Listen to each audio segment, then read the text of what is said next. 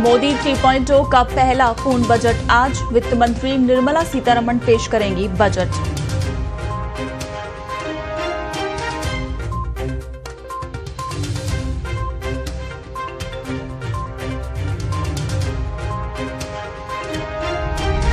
तीन नए criminal law को लेकर किसानों का फिर दिल्ली कूच। 15 अगस्त को ट्रैक्टर मार्च का ऐलान।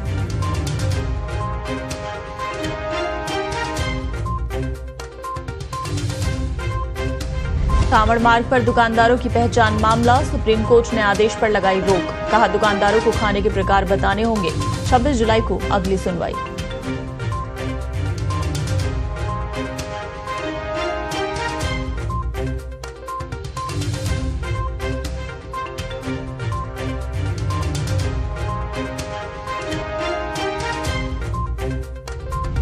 असारवा जयपुर ट्रेन को डिरेल करने की बड़ी साजिश नाकाम। कोटाड़ा के पास लोहे के सरिये डाल किया डिरेल करने का प्रयास। लोको पायलट की सूझबूझ से टला हादसा। जांच कमेटी गठित, मामला दर्ज।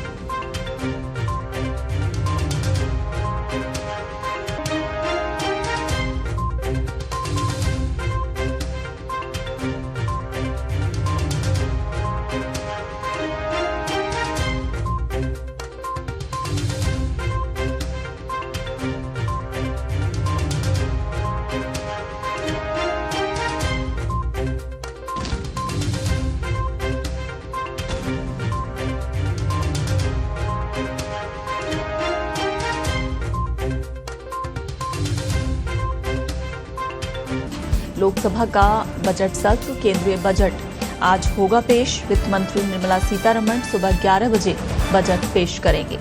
बजट में रोजगार पर फोकस की संभावना मानी जा रही है कि बजट में रोजगार पर इस बार फोकस रहेगा। हालांकि हर क्षेत्र को, हर वर्ग को इस बजट से खासी उम्मीदें हैं। तो आज सुबह 11 बजे मोदी सरकार 3.0 का ये केंद्रीय बजट वित्त मंत्री निर्मला सीतारमण आज सुबह 11 बजे पेश करेंगे।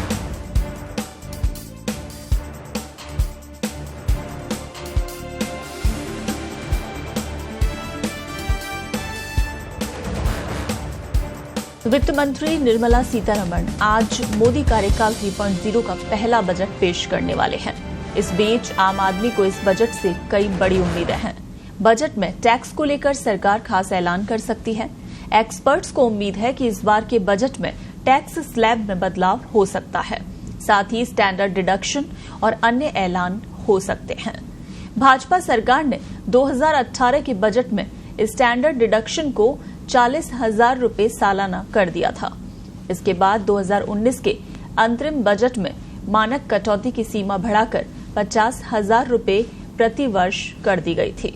तब से स्टैंडर्ड डिडक्शन में कोई बदलाव नहीं आया है।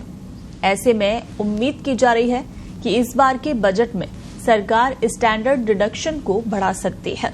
अनुमान है कि स्टैंडर्ड डिडक्शन 50,000 रुपए से 1 लाख रुपए सालाना कर सकती है। ये स्टैंडर्ड डिडक्शन न्यू और ओल्ड टैक्स रिजीम दोनों के लिए बढ़ाया जा सकता है। स्टैंडर्ड डिडक्शन का दावा वेतन या पेंशन पाने वाले व्यक्ति कर सकते हैं, जिसमें व्यवसाय के मालिक शामिल नहीं हैं। हालांकि स्टैंडर्ड डिडक्शन के अलावा सरकार टैक्स छूट को लेकर भी ऐलान कर सकती है। उम्मीद की जा रही है कि सरकार टैक्स स्लैब में बदलाव कर सकती है।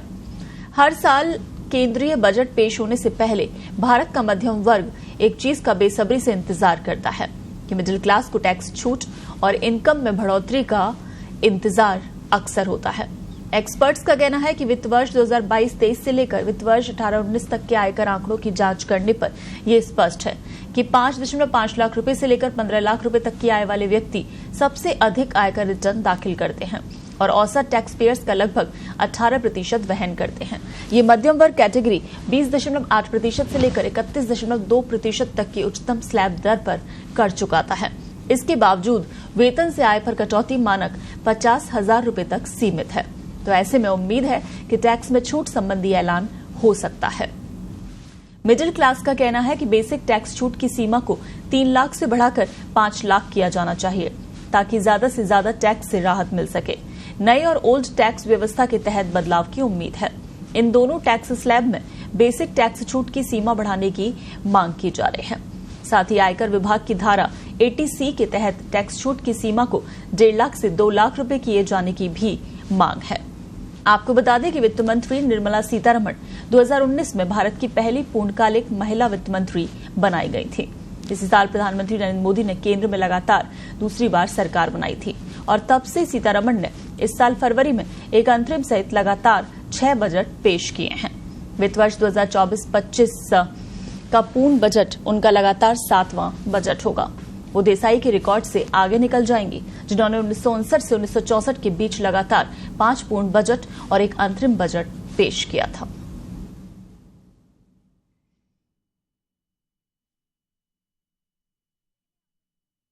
एमएसपी सहित अन्य मुद्दों को लेकर अपनी मांग पर अड़े किसान फिर से दिल्ली कूच करने के प्रयास में हैं।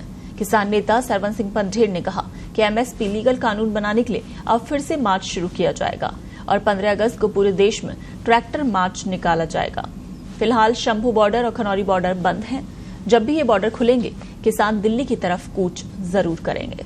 उन्होंने किसानों से अपील करते हुए आगे कहा कि 31 अगस्त को ज्यादा से ज्यादा संख्या में किसान बॉर्डर पर इकट्ठे हों, रैली की जाएगी।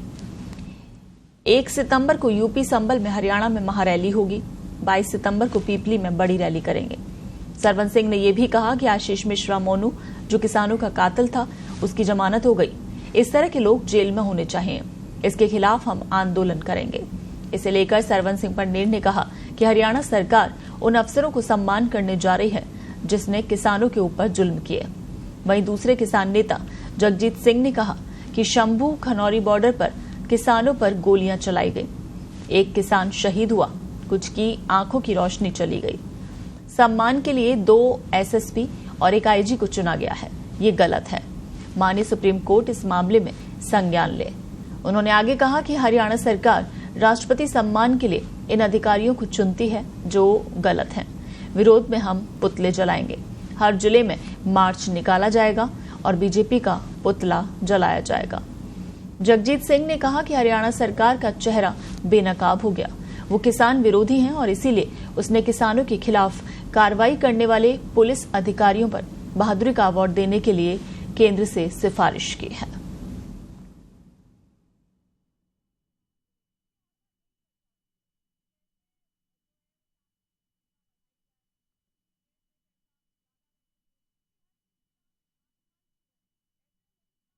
यूपी और उत्तराखंड में कांवड़ यात्रा के रूटों पर दुकानदारों को नेम प्लेट लगाने वाले फैसले पर सुप्रीम कोर्ट ने कल अंतरिम रोक लगा दी। सुप्रीम कोर्ट ने कहा कि दुकानदारों को अपनी पहचान बताने की जरूरत नहीं है, लेकिन खाने के प्रकार बताने होंगे, यानी खाना शाकाहारी है या मांसाहारी, ये बताना होगा। अब इस मामले पर 26 जुलाई को सुनवाई होगी।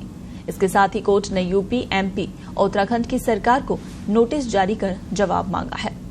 सुप्रीम कोर्ट में याचिकाएं दाखिल कर यूपी सरकार के उस आदेश को चुनौती दी गई थी जिसमें कांवड़ रूट पर पड़ने वाली दुकानों पर दुकानदारों का नाम लिखने का आदेश दिया गया था।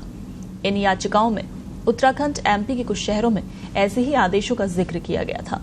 सुप्रीम कोर्ट ने फैसले पर रोक लगाते हुए उत्तर प्रदेश, मध्य प्रदेश और उत्तराखंड को नोटिस जारी कर जवाब मांगा है।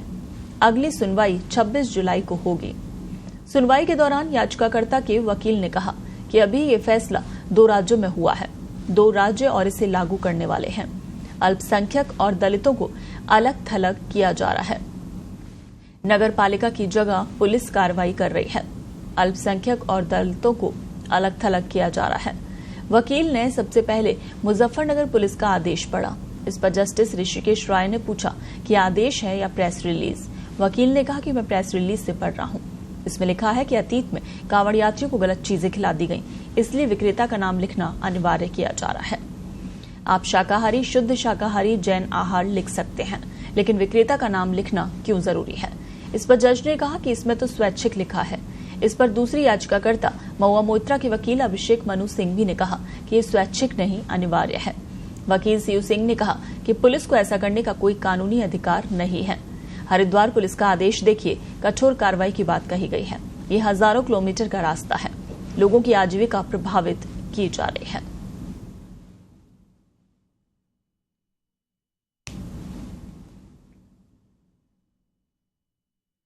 की बात और कोई हो नहीं सकती। कितना बांटोगे लोगों को? हमारा इलाका पश्चिम उत्तर प्रदेश के लोग हैं, हम गंगा जमनी तहजीब के लोग हैं।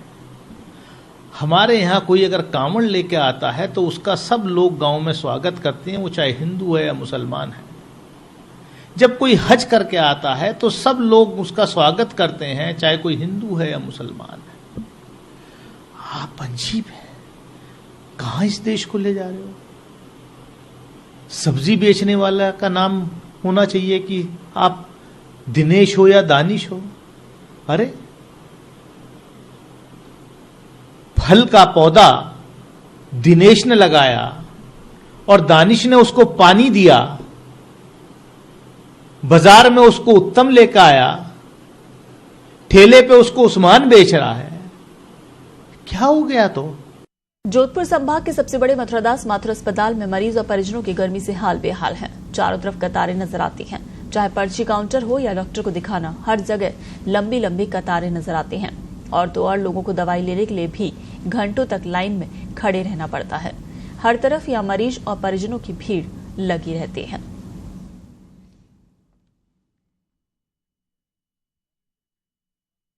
असारवा जयपुर ट्रेन 12982 को डिरेल करने की बड़ी साजिश की गई। डूंगरपुर से ऋषभदेव के लिए रविवार रात करीब 11 बजे के आसपास रवाना हुई ट्रेन को पटरी से उतारकर बड़े रेल हादसे को अंजाम देने के मकसद से बदमाशों ने कोटाड़ा के पास लोहे के सरिये डाल दिए।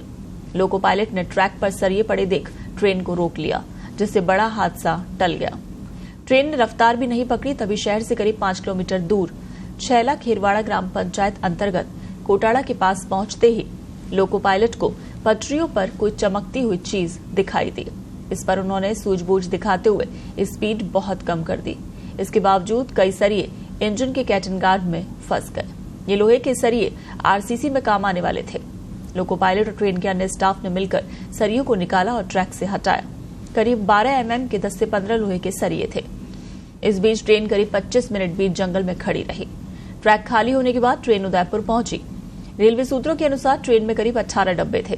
प्रत्येक डब्बे में 100 से 150 यात्री अमूमन रहते हैं। रविवार रात को डूंगरपुर स्टेशन पर करीब 125 यात्री उतरे थे और 150 से अधिक यात्री ट्रेन में नए सवार हुए थे। ऐसे में माना जा रहा है कि करीब 1800 से 2000 यात्री सवार थे। यदि मोटे सरिये की चपेट में ट्रेन के चक्के आ जाते तो कुछ भी हो सकता था। गनीमत रही कि हादसा टल गया। इस घटना के बाद रेलवे पुलिस सहित रेलवे प्रशासन में हड़कंप मच गया। उत्तर पश्चिम रेलवे के उच्च अधिकारियों ने पूरे मामले की तफ्तीश के लिए रेलवे पुलिस अधिकारियों को निर्देश दिए हैं।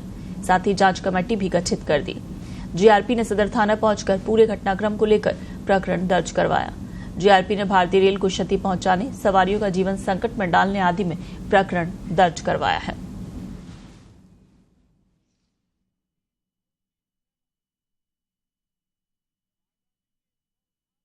गुजरात के सूरत में कल से भारी बारिश का दौर जारी है। ऐसे में शहर के कई इलाकों में जल भराव की समस्या से लोग परेशान हैं। सड़कों पर कई जगह 1 से 2 फीट तक पानी भरा है, जिसमें वाहन फंसे हैं।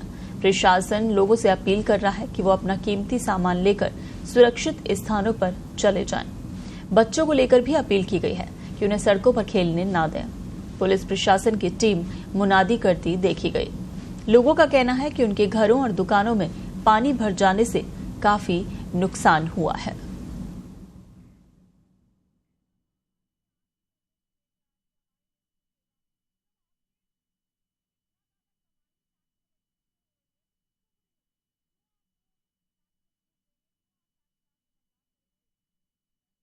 और इसी बीच मौसम से जुड़ी हुई इस वक्त की बड़ी अपडेट सामने आ रही है।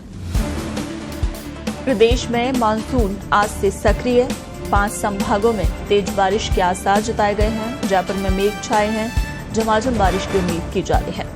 तो पिछले कई दिनों से उमस और गर्मी से लोग परेशान हैं।